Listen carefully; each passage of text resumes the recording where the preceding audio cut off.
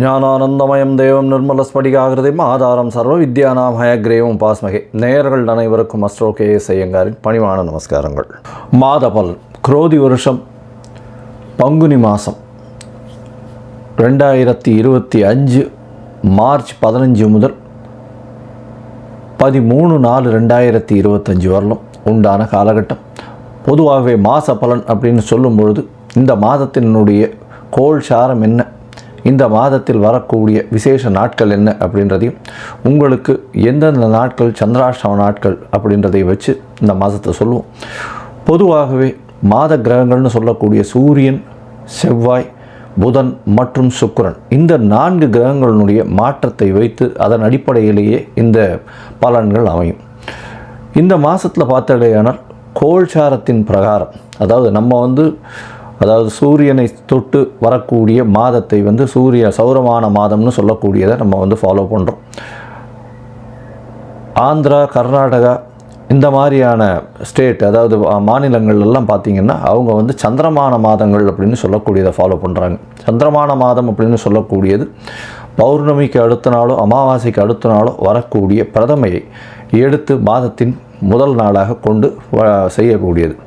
நம்ம சூரியன் ஒரு ராசியிலிருந்து அடுத்த ராசிக்கு போகக்கூடிய விஷயத்தை வச்சு தான் நம்ம மாதத்தை சொல்கிறோம், மாதம் பிறக்கிறத சொல்கிறோம். இப்போ பங்குனி மாதம் அப்படின்னு சொல்லும்போது கடைசி மாதம் இந்த குரோதி வருஷத்தில். இந்த மாதத்தினுடைய கோள்சாரம் என்னன்னு பார்ப்போம். இந்த மாதத்தில் காலபுருஷ தத்துவத்தின் 2வது வீடுன்னு சொல்லக்கூடிய ரிஷபத்தில் குரு, மிதுனத்தில் செவ்வாய், கன்னியில் கேது, அது தவிர பார்த்தடையானால் கும்பத்தில் சனி, மீனத்தில் ராகு, சுக்கிரன், புதன் மற்றும் சூரியன், 4 கிரகங்கள். இந்த மாதத்தில் வரக்கூடிய மாற்றங்கள் அப்படின்னு பார்க்கும்பொழுது, புதன் அதாவது 18ஆம் தேதி 18/3/2025 அன்றைக்கே வக்கரகதியில் கும்பத்துக்கு வந்துடுறார். இந்த மாதத்தில் செவ்வாய் 7/4/2025, அதாவது பங்குனி மாத கடைசியில் செவ்வாய் மிதுனத்திலிருந்து கடகத்துக்கு போகிறார். ஒரு வாரம் தான் இருக்கும். ஒரு செவ்வாய் போனதுக்கப்புறம் ஒரு வாரத்தில் மாதம் மாறிடுறது. புதன் இந்த மாதத்தினுடைய கடைசி, அதாவது 10/4/2025 அன்றைக்கி அவர் மீனத்துக்கு போயிடுறார். ஸோ இந்த மாதத்தில் மாற்றங்கள் அப்படின்னு சொல்லக்கூடியது அப்படின்னு பார்த்தோம்னா இந்த சில விஷயங்கள் தான். இந்த மாதத்தில் இருக்கக்கூடிய யோகங்கள்னு பார்த்தலையானால் குருவும் சுக்கிரனும் பரிவர்த்தனை பெற்று இருப்பது பெரிய ஏற்றம். அது தவிர புதன் ஆரம்பத்திலையும் சரி கடைசிலையும் சரி நீச்சமாய் போனாலும் நீச்ச பங்கம் அடைகிறது பெரிய விசேஷம். சனியும் ஆட்சி பெற்று இருக்கார் கும்பத்தில். இதனால் இந்த மாதத்தினுடைய பலன்கள் இதனுடைய பொறுத்து வருட கிரகங்களாக இருந்தாலும் மாத கிரகங்களுடைய விசேஷத்தை பொறுத்தே நல்ல ஒரு ஏற்றத்தை கொடுக்கும். சரி, இந்த மாதத்தில் வரக்கூடிய விசேஷ நாள் அப்படின்னு சொல்லக்கூடியது இந்த மாதத்தில் வரக்கூடிய பங்குனி அமாவாசை. பங்குனி அமாவாசைன்னு சொல்கிறது 29/3/2025 அன்றைக்கி சூரியனும் சந்திரனும் ஒரே பாகையில் ஒரே ராசியில் இருக்கும் பொழுது வரக்கூடியது பங்குனி அதாவது அமாவாசைன்னு சொல்கிறோம். 0 டிகிரி சூரியனும் சந்திரனும் இருக்கக்கூடிய காலகட்டம். அதற்கு அடுத்த நாளான பிரதமை தெலுங்கு வருடப்பிறப்பு, அதாவது யுகாதின்னு சொல்லக்கூடியது. தெலுங்கு பேசக்கூடியவர்கள், தெலுங்கு அதாவது ஆந்திரா, கர்நாடகா, தெலுங்கானா இவாள்லாம் இந்த புது வருடம் பிறப்பதாக சொல்லக்கூடியது யுகாதி, அதாவது அமாவாசைக்கு அடுத்த நாளை சொல்லக்கூடியது. தெலுங்கு வருடப்பிறப்பு பெரிய ஏற்றத்தோடு கொண்டாடக்கூடியது. இந்த மாதத்தில் பார்த்தாலேயானால் 7/4/2025, அதாவது 4/4/2025 அந்த அன்னைக்கு சந்தான சப்தமி அப்படின்னு சொல்லக்கூடியது. சந்தான சப்தமி அப்படின்றது பொதுவாகவே வளர்பிறை சப்தமி, 7ஆம் நாளை சப்தமி என்று சொல்கிறோம். வளர்பிறையில் பங்குனி மாதத்தில் வரக்கூடியது சந்தான சப்தமி. இந்த சந்தான சப்தமியில் விரதம் இருந்து இருப்பார்களே ஆனால் குழந்தை பிராப்தி ஏற்படக்கூடிய வாய்ப்பு. அதுவும் வெள்ளிக்கிழமையில் வரக்கூடிய சந்தான சப்தமியை கமல சப்தமின்னு சொல்கிறார். வெள்ளிக்கிழமையில் வரக்கூடிய சந்தான சப்தமிக்கு கமல சப்தமின்னு பேர். அந்த கமல சப்தமிக்கு ஒரே விசேஷம் என்ன அப்படின்னா, சூரியன் 7ஆவது நாளில் சப்தமியும் அதாவது பௌர்ணமி நிலவை நோக்கி செல்லக்கூடிய, அதாவது வளர்பிறையில் இருக்கக்கூடிய உங்களுக்கு சந்திரனும் இருக்கிறதுனால சூரியனை வலது கண் என்றும் சந்திரனை இடது கண் என்றும் சொல்கிறோம். அதனால் கண்ணில் பிரச்சனைகள் இருக்கக்கூடியவா அவர்கள் இந்த சந்தான சப்தமி என்றும் அந்த கமல சப்தமி, அதாவது வெள்ளிக்கிழமையில், இந்த வாட்டி வெள்ளிக்கிழமையில் வருது. அதனால் இந்த கமல சப்தமி அன்னைக்கு 4/4/2025 அன்னைக்கு கடவுளை தியானம் செய்து உபவாசம் இருந்து அந்த சந்தான சப்தமியை கொண்டாடினால் கண்டிப்பாக அவர்களுக்கு கண்ணில் இருக்கக்கூடிய வியாதிகள் பிரச்சனைகள் நிச்சயமாக அகலும். இந்த மாதத்தில் பங்குனி உத்திரம் மிகப்பெரிய விசேஷமான நாள். பங்குனி உத்திரம் அப்படின்னு சொல்லக்கூடியது ஸ்ரீரங்கத்தில் பெரிய விசேஷம், சேர்த்தி சேவையும் ஆகும். இந்த பங்குனி உத்திர நாள் அப்படின்னு சொல்லக்கூடியது 11/4/2025, அதாவது இந்த மாதத்தினுடைய கடைசியில் வருது. இது ஒரு பெரிய விசேஷம், அதாவது பெருமாளும் தாயாரும் சேரக்கூடிய அந்த ஒரு பெரிய விசேஷம் பங்குனி உத்திர நாள். வைணவர்களுக்கு பெரிய ஏற்றம், அதை தவிர சுப்பிரமணிய கடவுளுக்கு பெரிய ஏற்றத்தை சொல்லக்கூடிய நாளாக பங்குனி உத்திரம் சொல்கிறது. அதுவும் திருமணத்திற்கு உகந்த நாளாக சொல்லக்கூடியது பங்குனி உத்திரம். அதற்கு அடுத்த நாளான 12/4/2025 அன்னைக்கு பௌர்ணமி. பௌர்ணமின்றது சூரியனும் சந்திரனும் ஒருவருக்கொருவர் 180 பாகையில் இருக்கக்கூடியது. பௌர்ணமி யோகத்தில் பிறந்தவர்கள் நாடை ஆளுபவர்கள் அப்படின்ற அளவில் பௌர்ணமி யோகம் இருக்கக்கூடியது எப்பொழுதுமே. ஏன்னா சூரியனும் சந்திரனுக்கும் 2 பேருக்குமே ஒளி அதிகமாக இருக்கும். இரவும் பகலும் மொத்தமாகவே ஒளி இருக்கிறதுனால கூர்மையான புத்தி கூர்மை அதிகமாக இருக்கும். எந்த ஒரு விஷயத்திலும் அதாவது வெற்றியை நோக்கி, அவர்களுடைய இலக்கு வெற்றியை நோக்கி இருக்கக்கூடிய காலகட்டமாக இருக்கும். எல்லா விஷயத்திலையும் வெற்றி பெறக்கூடிய வாய்ப்புகள் மிகவும் அதிகம். இந்த பங்குனி உத்திரம் பௌர்ணமி இந்த மாதம் ரொம்பவும் விசேஷமான காலகட்டமாக அமையப்போகுது. சரி, இந்த மாதத்தில் ஒரு ராசிக்கும் மேஷம் முதல் மீனம் வரை எப்படி இருக்குது அப்படின்றத பார்க்கலாம். அதுக்கு முன்னாடி என்னுடைய மொபைல் நம்பர் கீழே ஸ்க்ராலிங்கில் வரும். உங்களுக்கு அஸ்ட்ராலாஜிக்கல் கன்சல்ட் தேவைப்பட்டதே ஆனால் நீங்கள் எனக்கு ஃபோன் பண்ணுங்க. உங்களுடைய date, time, place of birth, உங்களுடைய பெயர், தாய் தந்தையின் பெயர் இது வரலாம் அனுப்புங்க. என்னுடைய கட்டணம் என்னன்னு சொல்கிறேன்.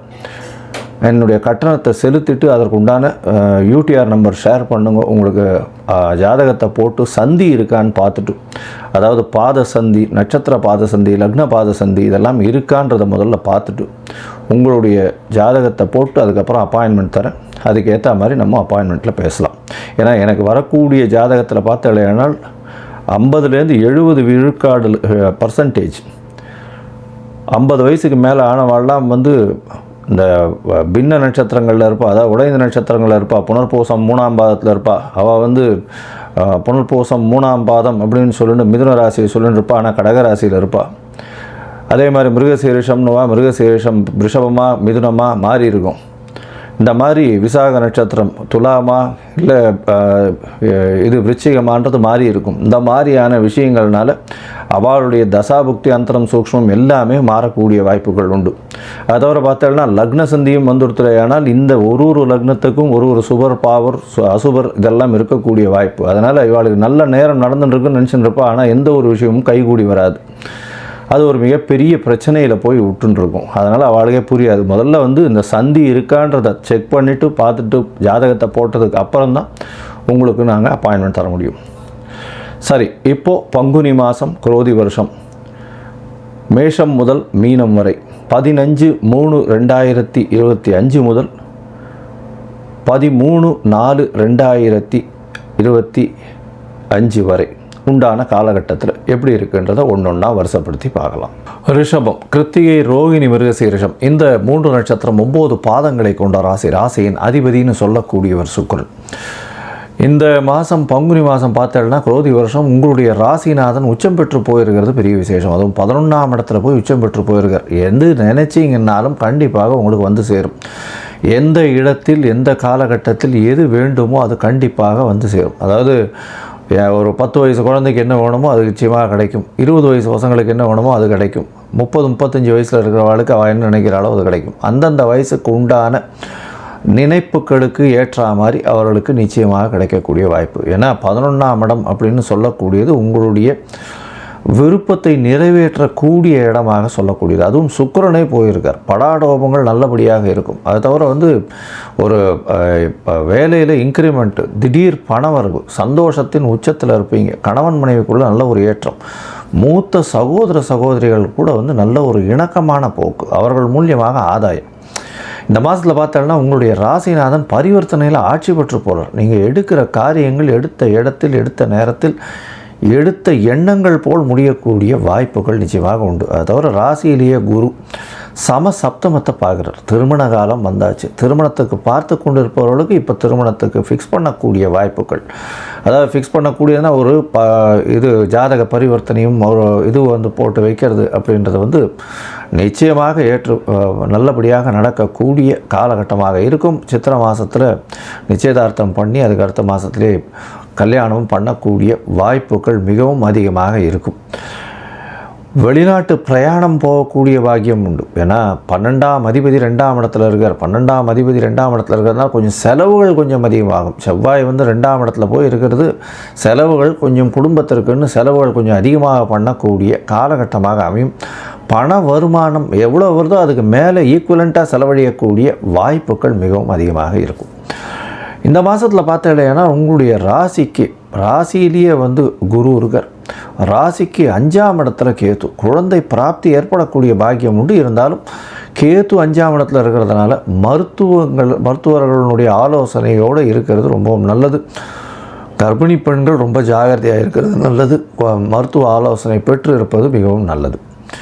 உங்களுடைய ராசிக்கு பார்த்தீங்கன்னா 10ஆம் இடத்தில் இருக்கக்கூடிய சனி பகவான் 9-10 அதிபதி அப்படின்னு சொல்லக்கூடியவர் வந்து தர்ம கர்மாதிபதி அப்படின்னு சொல்லக்கூடியவர் 10ஆம் இடத்துலேயே இருக்கார். பொது காரியங்களுக்கு நீங்கள் வந்து பணம் செலவு பண்ணுவீங்க. இது வந்து ஒரு பெரிய ஏற்றத்தை கொடுக்கக்கூடிய காலகட்டமாக அமையும். ஏன்னா பொது காரியங்களுக்கு நீங்கள் வந்து செலவு பண்ணுறது ரொம்ப நல்லது. ஏன்னா இந்த காலகட்டத்தில் தர்ம கர்மாதிபதியாக இருக்கக்கூடியவரே சனி உங்களுக்கு. அதனால் உங்களால் இயன்ற வரை பொது காரியங்களுக்கு நீங்கள் செலவு பண்ணக்கூடிய வாய்ப்புகள் மிகவும் அதிகம். அது தவிர பார்த்தோம்னா 11ஆம் இடம் வலுப்பெற்று போயிருக்கு. 11ஆம் இடத்துல உங்களுடைய ராசிக்கு 2-5 அதிபதியானவர் நீச்சம் பெற்று போயிருந்தாலும் நீச்ச பங்கம் அடைகிறார் புதன். இதன் மூலியமாக பார்த்தலையானால் குடும்பத்தில் கணவன் மனைவிக்குள்ள நல்ல ஒரு ஏற்றம் இருக்கும். அது தவிர வந்து புதிய முடிவுகள் எடுக்கக்கூடிய வாய்ப்புகள் உண்டு. உங்களுக்கு பதவி புகழ் அந்தஸ்து கௌரவங்கள் வரக்கூடிய வாய்ப்பு உண்டு. படிக்கக்கூடிய மாணவர்களுக்கு நல்ல ஏற்றம், உடல் நலத்தில் நல்ல ஏற்றம் இருக்கக்கூடிய காலகட்டமாக அமைய போகிறது. உங்களுடைய ராசிக்கு பார்த்தோம்னா 11ஆம் இடத்துலேயே ராகு இருக்கார். அதனால் வெளிநாட்டிலிருந்து வரக்கூடிய மூலதனம் நல்லபடியாக வரும். பார்ட்னர்ஷிப் பிஸ்னஸில் பெரிய ஏற்றம் கிடைக்கக்கூடிய காலகட்டமாக இருக்கும். அதன் மூலியமாக பணம் வரக்கூடிய வாய்ப்புகள் நிச்சயமாக உண்டு. 11ஆம் இடத்தில் சூரியன் இருக்கிறதுனால எந்தவித தோஷமும் அற்ற நிலை இருக்கும். சுக்கிரன் ராசிநாதனும் அங்கே இருந்து பரிவர்த்தனை யோகம் பெறுறது பெரிய விசேஷத்தை கொடுக்கக்கூடிய காலகட்டமாக இருக்கும். ராஜ யோகத்தை அள்ளித்தரக்கூடிய காலகட்டம். உங்களுடைய ராசிக்கு பார்த்தீங்கன்னா ரிஷப ராசியை பொறுத்தவரையும் 11ஆம் இடம் வலுப்பெற்று போகிறது. ராசிநாதனும் பரிவர்த்தனை பெற்று போகிறார். 2-5 அதிபதி அப்படின்னு சொல்லக்கூடிய புதன் தனஸ்தானாதிபதி குடும்பஸ்தானாதிபதி நீச்சப்பட்டாலும் நீச்ச பங்கம் அடைகிறது பெரிய விசேஷம். இதன் மூலியமாக பெரிய வெற்றிகள் தேடி வரக்கூடிய காலகட்டம். முயற்சிகள் எல்லாமே வெற்றி பெறக்கூடிய வாய்ப்புகள் நிச்சயமாக உண்டு.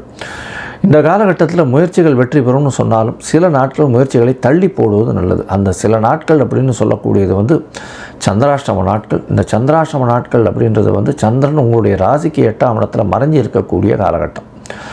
மதிகாரகன்னு சொல்லக்கூடிய சந்திரன் மறைந்து இருக்கிறதுனால கண்டிப்பாக மதி மயங்கக்கூடும். தவறான முடிவுகள் எடுக்கக்கூடிய வாய்ப்புகள் நிச்சயமாக உண்டு. இதன் மூலியமாக பார்த்தலையானால் அந்த காலகட்டத்தில் புதிய முயற்சி எடுக்க வேண்டாம். வெளியூர் வெளிமாநில பிரயாணம் வேண்டாம். யாருக்கும் ஜாமீன் கையெழுத்து போடாதீங்க. அதாவது அவர் பணம் கொடுத்துருவாருன்னு சொல்கிறதோ அந்த காசிப்பிங் இந்த மாதிரியான விஷயங்கள் பண்ணாதீங்க. இதன் மூலியமாக உங்களுக்கு ஒரு நல்ல ஏற்றம் கிடைக்கும். ஒருவேளை நீங்கள் வந்து சந்திராஷ்டம காலகட்டத்தில் ஏதாவது புதிய முடிவு எடுக்க வேண்டும் அப்படின்றது ஒரு கட்டாயத்தில் இருந்தீர்களேனால் சந்திர பகவானுக்கு உண்டான எளிய பரிகாரம்னு சொல்லக்கூடிய அகத்திக்கீரை அருகில் இருக்கக்கூடிய கோசாலையில் கொடுத்துட்டு வர்றதன் மூலியமாக சந்திராஷ்டமத்தின் தாக்கம் குறையும். இந்த மாதம் பார்த்தலையானால் அதாவது பங்குனி மாதத்தில் 21/3/2025 23/3/2025 வரலும் உண்டான நாட்கள் சந்திராஷ்டம நாட்கள். மொத்தமாக பார்த்தோம்னா இந்த காலகட்டமான பங்குனி மாதம் நல்ல ஒரு ஏற்றம் கிடைக்கக்கூடிய காலகட்டம். நீங்கள் வந்து சுக்கிரனுக்கு அதாவது நவகிரகத்தில் இருக்கக்கூடிய சுக்கிரனுக்கு போய் நெய் விளக்கு போடுங்க. அதுவும் கல்கண்டு அதில் சேர்த்து நெய் விளக்கு போடுங்க. பஞ்சு திரியில் போடுங்க நெய் விளக்கு. நிச்சயமாக ஒரு பெரிய ஏற்றம் கிடைக்கும். கணவன் மனைவிக்குள்ள நல்ல ஒரு அந்யோன்யம் கிடைக்கும். ஏன்னா 2ஆம் இடத்துல செவ்வாய் இருக்கிறது, பேச்சில் ரொம்ப கவனமாக இருக்கணும். அதனால் அதுவும் 12ஆம் அதிபதியே 2ஆம் இடத்துல இருக்கிறதுனால கணவன் மனைவிக்குள்ள அந்யோன்யம் குறையக்கூடிய வாய்ப்புகள் உண்டு. அதனால் இந்த சுக்கிரனுக்கு உண்டான பரிகாரம் பண்ணுங்க. ஸ்ரீரங்கம் போயிட்டு வாங்க, தாயாரை போய் சேவிச்சுட்டு வாங்க. மொத்தத்தில் பார்த்தீங்கன்னா ரிஷபராசிக்காரர்களுக்கு ஒரு வரப்பிரசாதமான மாதம். மிகப்பெரிய ஏற்றங்கள் உண்டு. திருமண பாக்கியம் வரக்கூடிய வாய்ப்புகள் உண்டு. நினைத்த காரியங்கள் நினைத்த இடத்தில் நினைத்த நேரத்தில் நடக்கக்கூடிய காலகட்டம். குழந்தைகள் மூலியமாக பெரிய ஏற்றம் கிடைக்கக்கூடிய வாய்ப்பு. தாயின் உடல்நிலையில் நல்ல ஒரு ஏற்றம் இருக்கும். தந்தையின் உடல்நிலையில் நல்ல ஒரு ஏற்றம் இருக்கும். உங்களுடைய உடல்நிலையும் நல்ல ஒரு ஏற்றம் இருக்கக்கூடிய காலகட்டம். பண வரவிற்கு பஞ்சம் இருக்காது. வெளிநாடு வெளியூர் போகக்கூடிய வாய்ப்புகள் நிச்சயமாக வரும். வெளிநாட்டிலிருந்து திடீர் பணம் வரக்கூடிய வாய்ப்புகள் நிச்சயமாக இருக்கும். பேச்சில் கவனமாக இருப்பது மிகவும் நல்லது. படிக்கக்கூடிய மாணவர்களுக்கு நிச்சயமான வெற்றி உண்டு. போட்டித் தேர்வில் நிச்சயமான ஏற்றம் இருக்கக்கூடிய காலகட்டம். திடீர் பிரயாணம், வெளிநாடு போகக்கூடிய பாக்கியம். பொது காரியங்களுக்காக நீங்கள் நல்ல செலவு பண்ணக்கூடிய வாய்ப்புகள் உண்டு. இந்த ரிஷபராசிக்காரர்கள் கலைத்துறையில் இருப்பவர்களுக்கு பெரிய ஏற்றம் கிடைக்கக்கூடிய காலகட்டம். சின்னத்திரை பெரிய திரை காரர்களுக்கு நல்ல ஒரு ஏற்றம் இருக்கக்கூடிய காலகட்டம். இதை தவிர பஞ்சு, நூல், அதை தவிர வெள்ளிற ஆடை, பால் பதனிடும் பொருட்கள், இந்த மாதிரியான வியாபாரம் செய்பவர்களுக்கு பெரிய ஏற்றம் கிடைக்கக்கூடிய மாதமாக இந்த பங்குனி மாதம் அமைய போகிறது.